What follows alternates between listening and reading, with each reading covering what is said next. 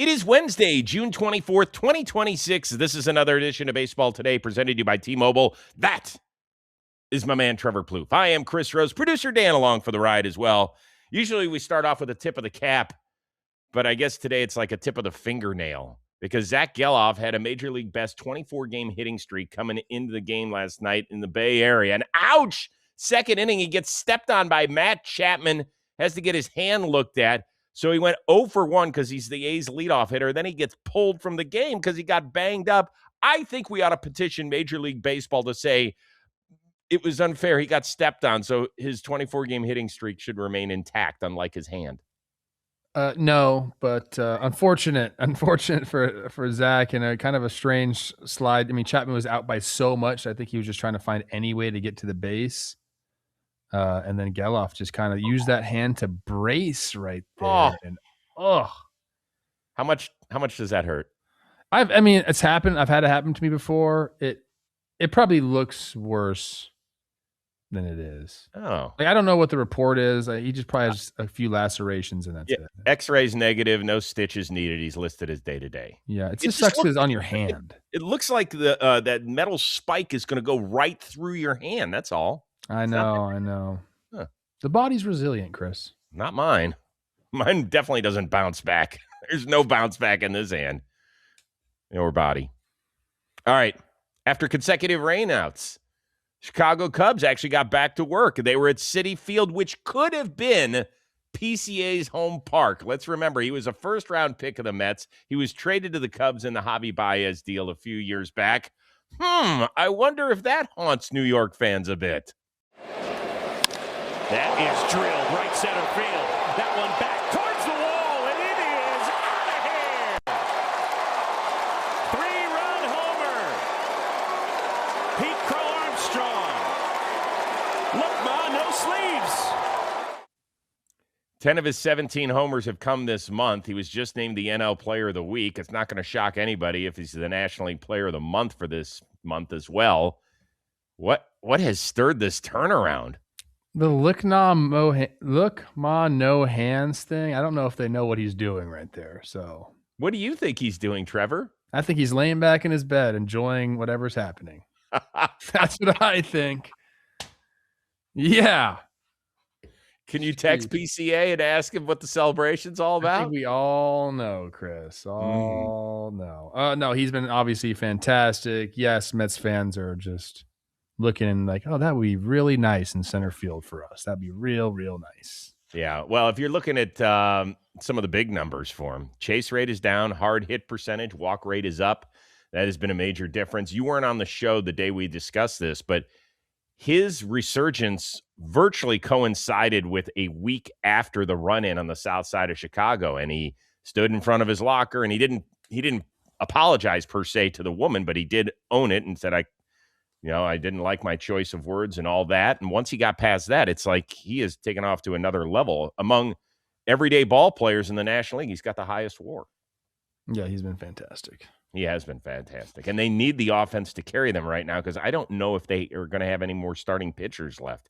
Edward Cabrera was the starter last night, went over to cover first on a play and ended up doing the splits. Craig Counsell says it's going to be an IL stint. And they just have starter after starter going down. Concerned, Skip? Concerned. Yeah, I mean we're in a rough spot. Yeah, and we're gonna have to. I think we can get through it. Through the All-Star. It's through the All-Star break. To the All-Star break, and then I think, but yeah, we're gonna have to. It's gonna be a little bit of a puzzle until then. Don't they have to go out and get a starter? Yeah. I mean, if they truly want to compete this year, absolutely. I mean, I think they'll be in the race and have a shot of the wild card. But if we're talking, if they want to I even think with like everybody healthy, that's like going to be able to pitch this year, like they still probably need somebody, for being truly, truly honest. I mean, right now, Ben Brown's been fantastic. For them. My guy Javier Assad has stepped in and he's been good for them as a starter.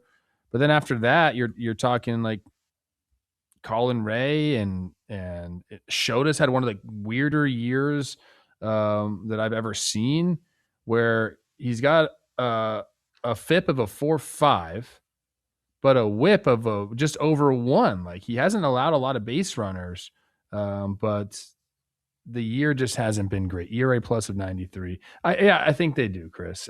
I don't know who it's going to be. There are going to be starters available. The thing is, a lot of teams are going to be after these guys too. So, yeah. By the way, Manny Machado would like to go over FIP with you after class, please. Yeah. I'm sorry. I'm going to wear that out. I know what FIP is. I know. Fielding independent pitching. Love that.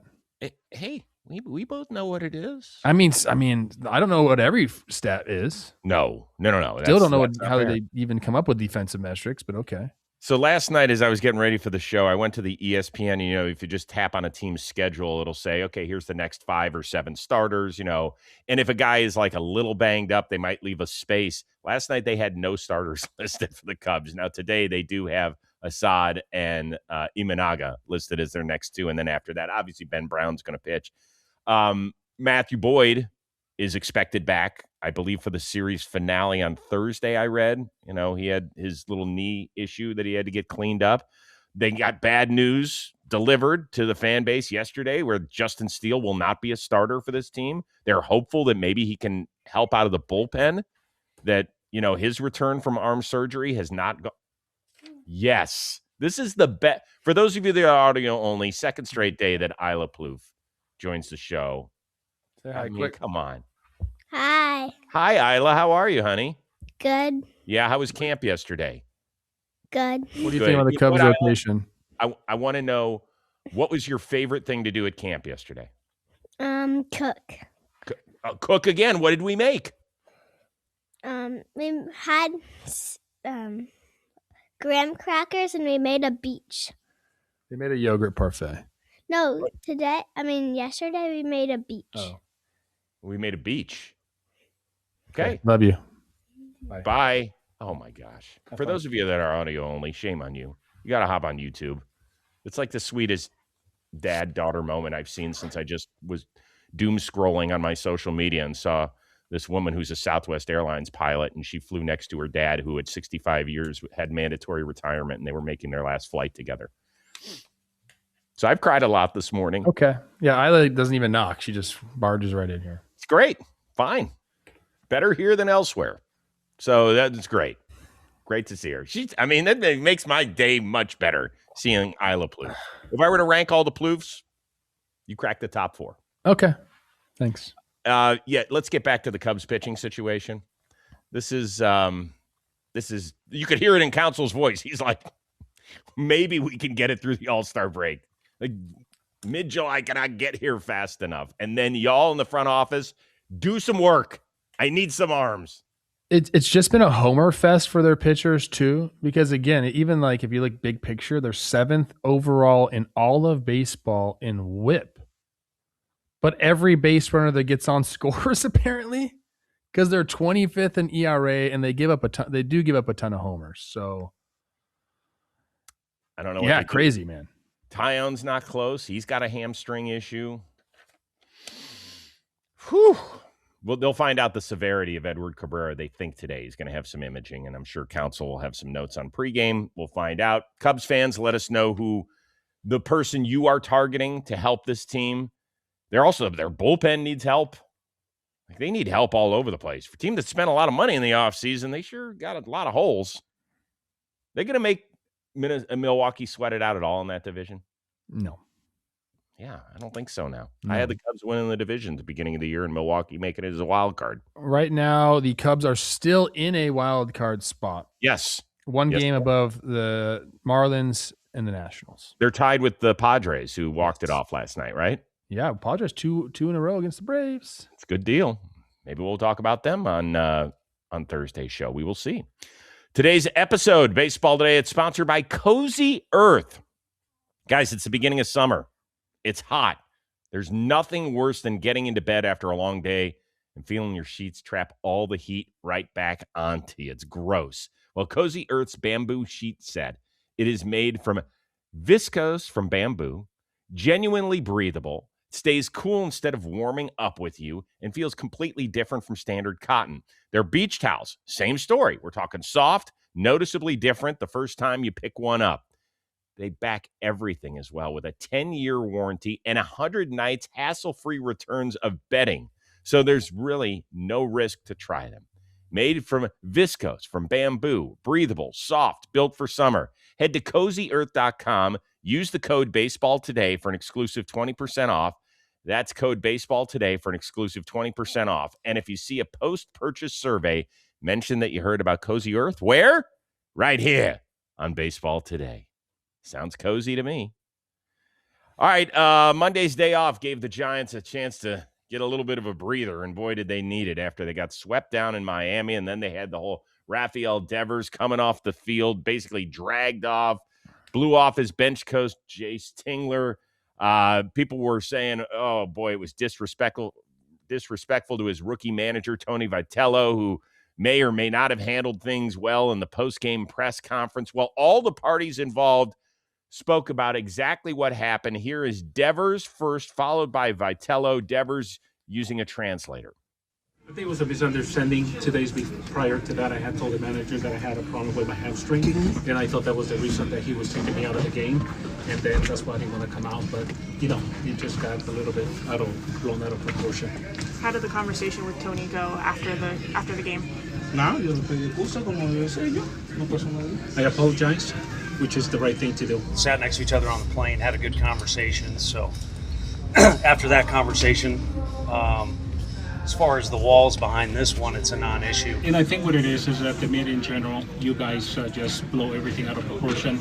And I think it's a reflection that I really don't talk to you guys. I don't talk to the media. So because I don't talk to the media, things like this happen. So you guys got to write everything and try to blow everything out of proportion. I mean, I respect the manager. I didn't mean to be disrespectful to him. That's why I apologize. But it's things that happen. And, I think it's because I don't talk to the media that you guys, meaning the media, just want to write something about it and just blow everything out of proportion.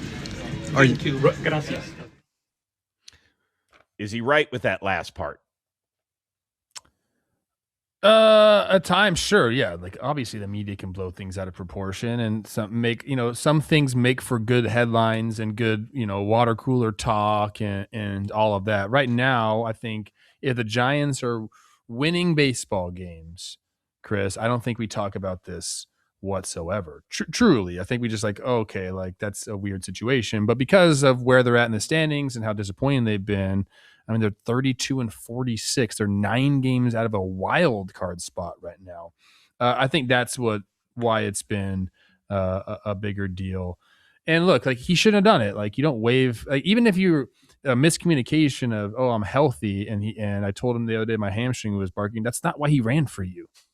He didn't run for you because he thought you were injured. You wouldn't be playing if he thought you were injured. He ran for you because you need a pinch runner, and this guy that he was going to put in as a Blazer, and they need to score a run. That's why he ran for you. So, Devers can say whatever he wants, but he was in the wrong. He apologized. So, yeah, we should be done with the story. Yeah, and I think we would be if it wasn't until about 3 minutes and 30 seconds into his locker session. You're not going to win the whole media blows it out of proportion. Let's just play it out that the media doesn't make it a huge story. The fans are sitting there asking we all saw the pictures. We all saw him pissed off and yelling into his helmet and then blowing off Jace Tingler. That's not a media fabrication. This is not some story that they built up out of thin air. We all witnessed it as baseball fans. So we are asking the question, hey, what the hell happened? Why is he so pissed off? If you don't have the media in the clubhouse asking the questions, then the fans are just going to sit here and make up stories unto themselves. And they do anyway on social media because everybody has the power of the keyboard or the phone in front of them. So to sit there and turn and say this is the media's fault, this particular incident is not right. Absolutely. Do stories get created out of nowhere? Do I always believe sourcing? No, I don't. And I think but this is it. We're showing the video right now. What are we all supposed to think if we don't ask the questions? The questions have to be asked. This is not on the media. And I would even have been okay with him saying, In this instance, I understand all the questions. Here's the reason I don't talk to the media. I think if he had separated those two things, it would have been significantly better. Don't you? Hey, this video is it's not a great video. Like It's give your not. teammate a high five. Thanks for running for me, big guy. Give your coach a high five. I don't know. It's all of this, Chris, is because they're losing. It's all of 100%. this it's a big deal because they're losing. This issue's over, right? Like this part, unless something happens again. Yeah. And then we've moved on. By the way, have you the algorithm is incredible. I want to meet the people who come up with the social media algorithms, because the minute you click on one story, you get inundated, and now I cannot get rid of the shit show that has become the Giants fan base being upset with everything this year. Because you have to click on something to get details on a story. And now all of a sudden I've got everybody just lined up. I'm like, is there a good team to follow where everybody's happy? Where there's just happy comments? The Dodgers, the Dodgers. And probably the Brewers too. Yeah. That would be not. You know what? Find some suggestions for us, please. Throw them in the comments. Or maybe while you're there in the comments, did Rafael Devers have a point? Did he not? A lot of stuff. Hey, Marlins are 15-5 in June. We'll get to them. Okay. Oh, we are. Okay. Yeah. We're getting to them. Don't worry. We don't just talk about the same 5 teams every day, although I see that in the comments section. But sometimes they do interesting stuff, good or bad. Today's episode of Baseball Today, it is sponsored by Shady Rays. Shady Rays, built for real sports fans. No more squinting through the sun to track a fly ball when you already have sunglasses on. Shady Rays polarized lens lets you track a fly ball, read the scoreboard, see the ump that blew the last play of the game. They're lightweight frames. They won't slip, whether you're at the ballpark, on the golf course, watching the game outside on the patio. And here is the very best part of it all. With Shady Rays lost and broken protection, if you lose or you break them, even right after you get them, Shady Rays replaces them. I'm talking about no drama. There's no stress. There's no replacement guilt. Just a brand new pair that's headed your way. From the first pitch to the final out, do not let the sun mess with your game.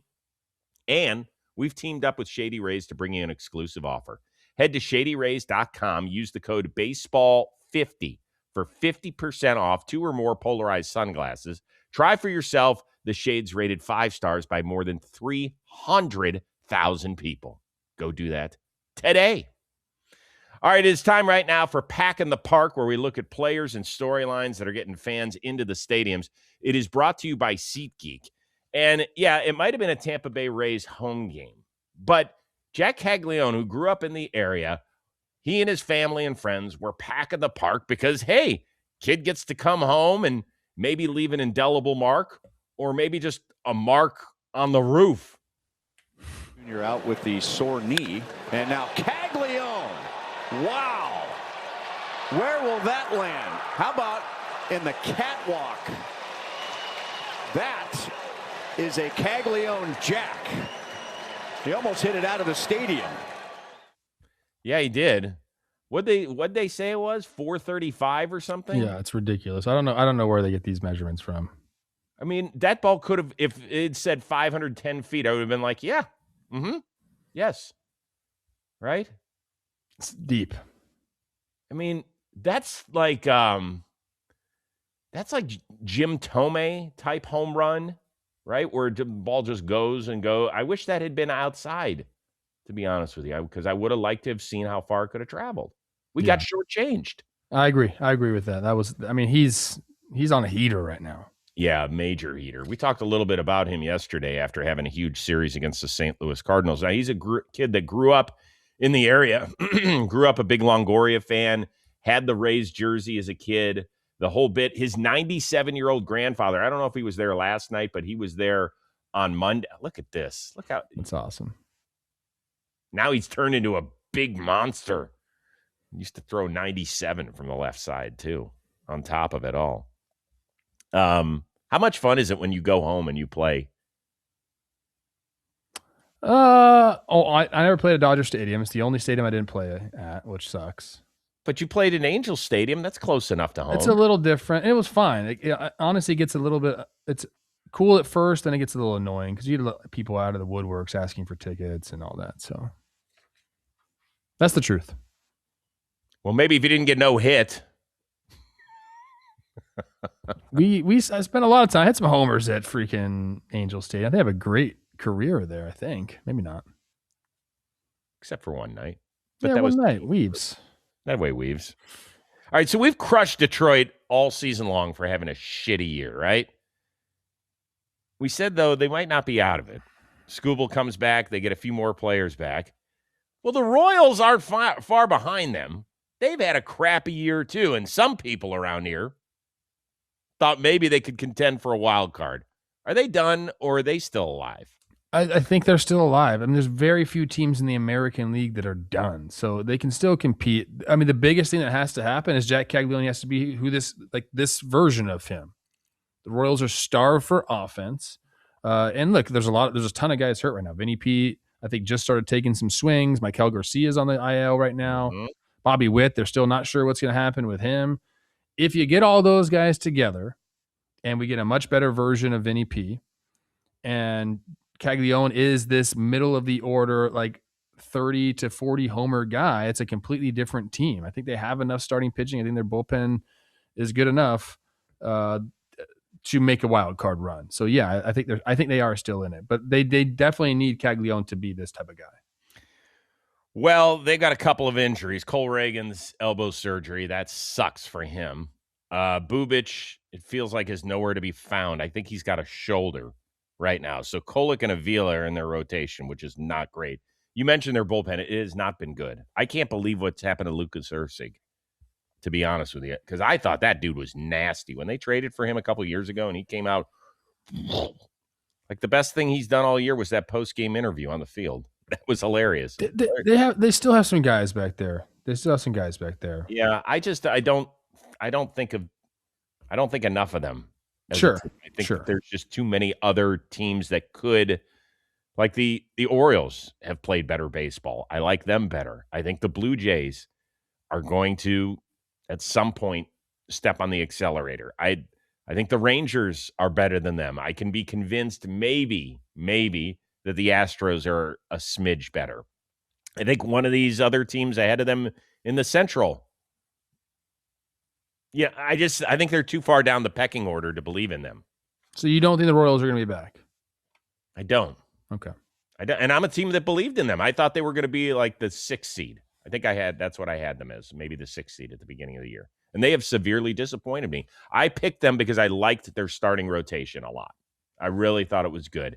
And it's been Walker and Lugo, and I think that they could get maybe not a haul for those guys, but enough to make it worthwhile to entertain trading in what will be a seller's market. Yeah, I mean, I'm looking at their bullpen is kind of, I mean, it's similar to where the Twins are at, where you got a few guys you can count on, but then if you get down, like, your bad bullpen's pretty bad. Yeah, but like I mentioned, the guy you need to count on, Lucas Ursig, has not been good enough. No. Right? And Estevez has been out the whole year, and his velocity has dipped big time over the last couple of years. So even if they ever do get him back. I'm looking right now at Ursig. He had a real tough run at the end of May, and in June he's been fine. Okay. All right. Can we agree that we believe more in Detroit than Kansas City?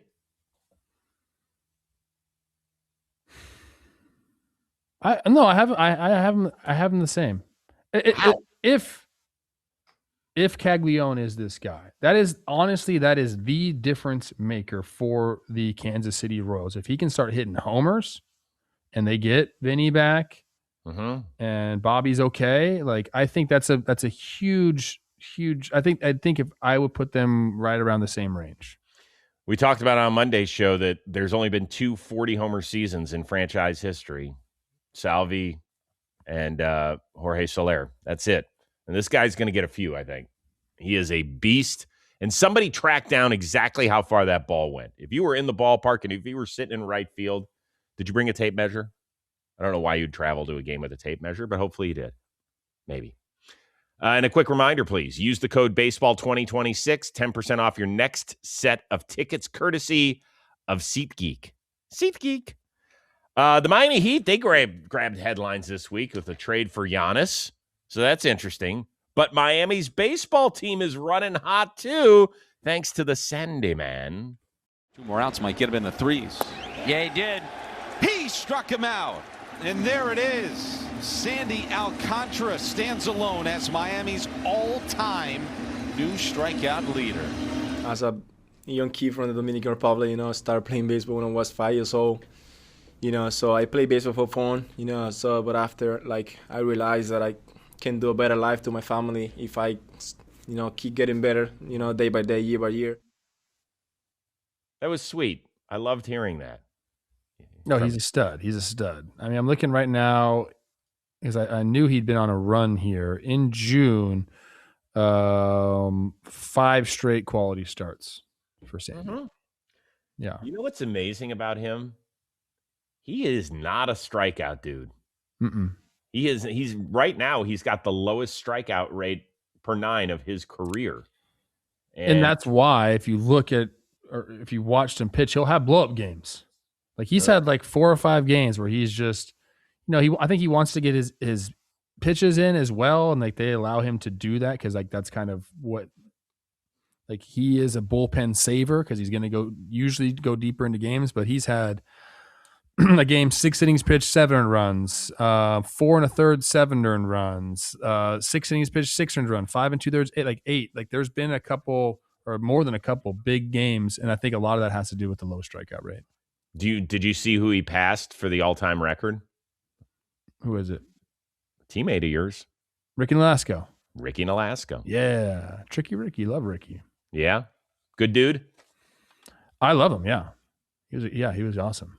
So do you think you would have answered like, nah, didn't dig him if I had asked you that? Like, if you had, like, a guy. There's a couple guys there's only a few guys I would say that about. Yeah. Cause you get along with a lot of people. A couple guys I don't like. Oh. If you ever find the names and you ask me, I'll tell you. Ask me another one. Go ahead. No, I'm not going to do that right now. Okay. Kubel.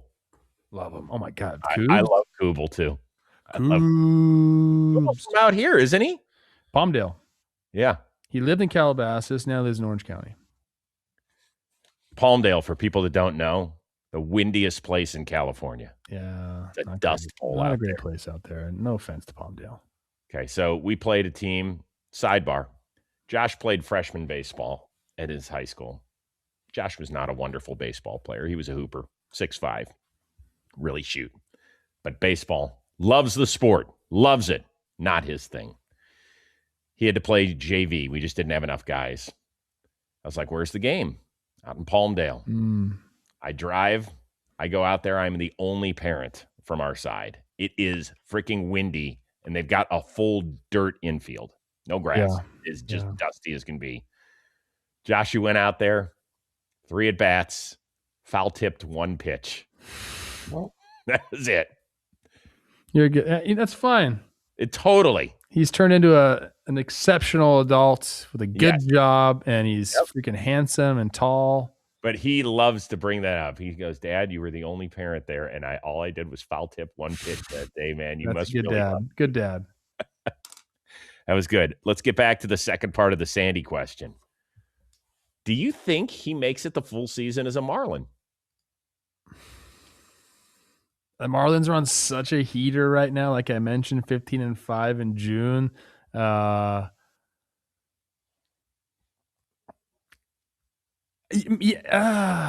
In my mind, no. Because I do think there's teams out there looking for starting pitching that are probably going to pony up, and that's kind of been what the Marlins have been about recently, with Bendix kind of running the show.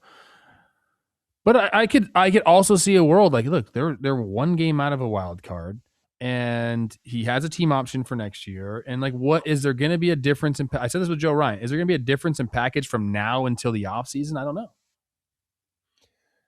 I think so, because I think there's so few guys that are available. And here's the one thing. Since he has come back from his arm surgery, he has been available. He hasn't always been top-notch. And look at the number of teams that are – we just started the show today. I know. I think in my mind, like I said, I think he's not. But if they continue to win, it's kind of a hard sell for your organization to just trade away a guy that you need. Because look at their starting pitching staff. It's also like almost non-existent. So a lot of the time when we get to something like this and they're only a game out of the wild card chase, you would say, God, you're turning your back on the fan base. I'm not trying to be an asshole here. There were less than 10,000 people at the game last night. Okay, they even screwed up the scoreboard. It was like a minute delay for them to recognize that he set the all-time strikeout record. Do they owe it to the fan base to keep him around? It's not about owing it. It's about getting fans into the park. So, like, they weren't there last night to set a record.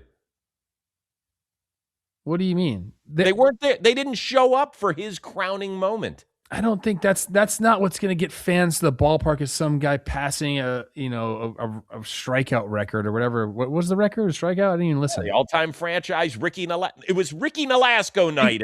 So I love it, but like that's not going to get fans to the ballpark. What's going to get fans to the ballpark is a playoff race. Winning. Yeah.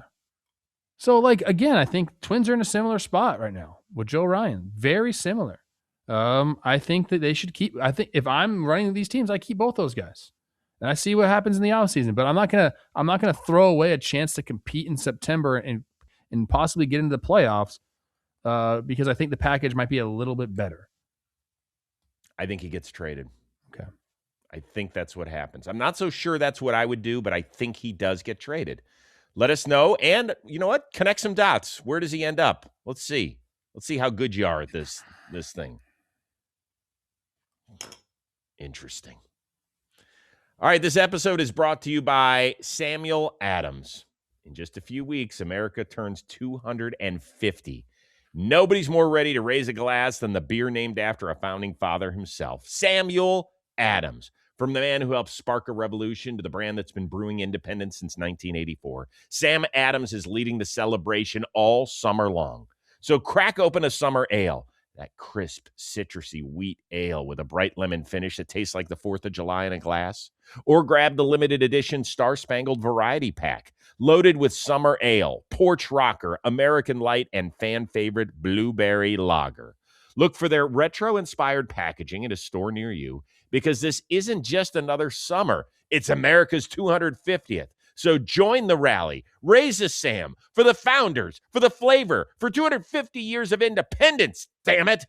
Cheers to 250, America. This Sam's for you. Samuel Adams, the Boston Beer Company, Boston, Massachusetts, SamuelAdams.com. Savor the flavor responsibly. All right.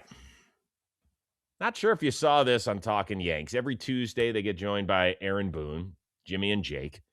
There was a amazing back and forth between our founding father and the manager of the Yankees. You want everything, so then it turns into complaining about certain things when context is just thrown out the window. No, the context of injuries is fine. No, not context of injuries, just context of the things. Like, this is what drives me nuts. And then people, why isn't this guy playing or getting his everyday run? And well, because this guy, he could just talk through it and then someone can take and just run with that, and that becomes the thing. I think what I'm asking is more fair than that, because Bellinger has been so good in left field. Jones looks very good in center field. The Jonesy defense right now is not going to play every day against a lefty yet. I know, so that's just not the setup of our roster. That's the back and forth I'm wondering about. At one point, do you say, hey, let's just shore up the defense? Sounds like offensive lineup is going to be the way you go. That's crap, too. That's just not true. Well, Jones not playing versus lefties is an offensive decision, right? If we're just going to go with the best then somebody who's in your mind has to then sit, in theory. But you're saying, no, he's going to play too. So you want everything here. So Jones not playing versus lefty starters, that is an offensive decision, correct? Caballero and Volpe are in that game too. Yes, you're getting righties in for lefties, but I'm saying that decision is based on offense. And that's offense, but I would argue you're getting good defenders on the field, including Belly, including Caballero. They're good, but it's not the best. And it's a lot of people playing their second position. I mean, you're sliding Belly to a second position, Cabby to second position. No, that's what it is. No, it's not. Do you think this enlightened baseball fans at all into what goes on behind the scenes? As far as like lineup discussions and what happens? Yeah, because we all yell as baseball fans, like, what the hell is our manager doing? Yeah, I think there are just there's scheduled off days. There's guys feeling good, guys not feeling good. There's a lot of things behind the scenes that people don't necessarily get to see.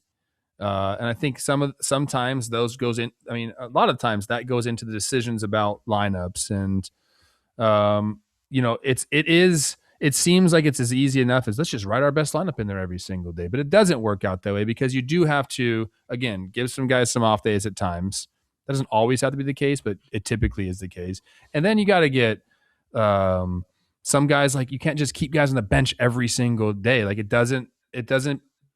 That's not good for them and for your team when they have to play if you don't get any run whatsoever. Same with like relievers. There are times where you're going to have to pitch guys because they haven't pitched in 5 days. And you got to pitch them out there. So like it's not always going to be the best statistical situation because it is 162 games. Like there's going to be some weird stuff that happens. And a lot of times, people don't get to really know what's going on behind the scenes. And managers, for the most part, off the record, will go into some things with reporters, and that usually kind of like quells like the notion of like, okay, why aren't they doing that? Like they'll understand. They won't be able to really write about it because it's off the record. But yeah, it's there's a lot that goes on behind the scenes, and it's really not as much of a front office thing as people think. I think most managers are still writing the lineup every single day.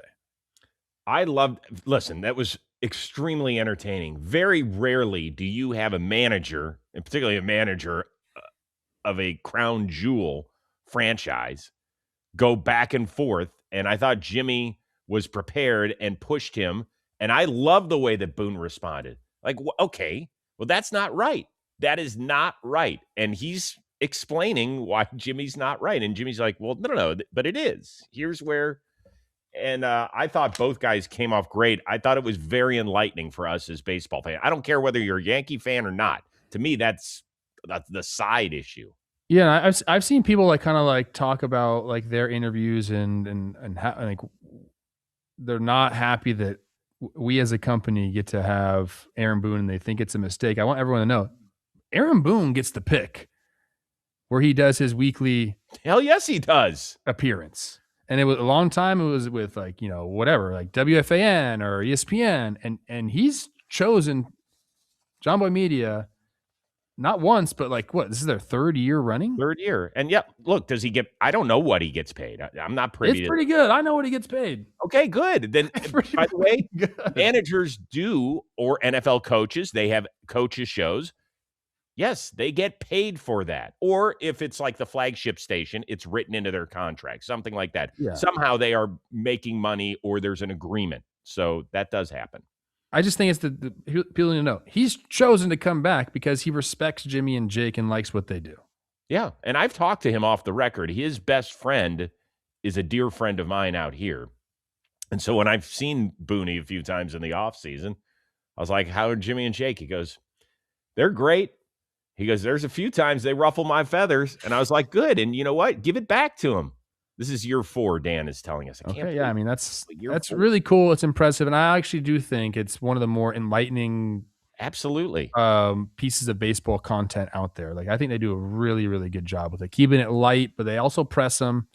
They're very informed. Like, people should really be stoked on the fact that Jimmy O'Brien and Jake Storiale, who were just fans of the team and started a company, are now interviewing the manager of the Yankees and doing a damn good job, enough where he keeps coming back. Right. And do they do everything perfect? No.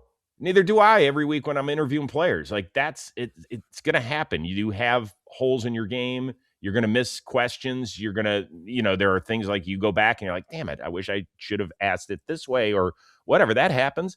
But I do think there are very few opportunities for you to listen to your favorite team's manager or head coach in an eye-opening interview where there's honesty and there's an exchange of ideas. And I thought that's what that was. And hopefully people learned something and were entertained, because I was. All right. That'll do it. We are back at it again on Thursday. We can't wait. Full slate of Major League games, and something big is going to happen. I'm going to tell you, the last time I said something big is going to happen, it was the day that Sammy Sosa got caught with a corked bat. We had a great show planned for the Best Damn Sports Show period. I turned to my buddy, Bardia Shareas, our lead producer, and I said, man, we're just missing a lead story. We need something big to happen. And boom, Sammy's bat exploded, and there we go. So I'm getting on the record now. Something big's happening tonight, and I can't wait to talk about it tomorrow. For our one-of-a-kind producer, Dan Rourke, the uber-talented Trevor Plouffe, I am Chris Rose. We will see you Thursday on Baseball Today, presented to you by T-Mobile.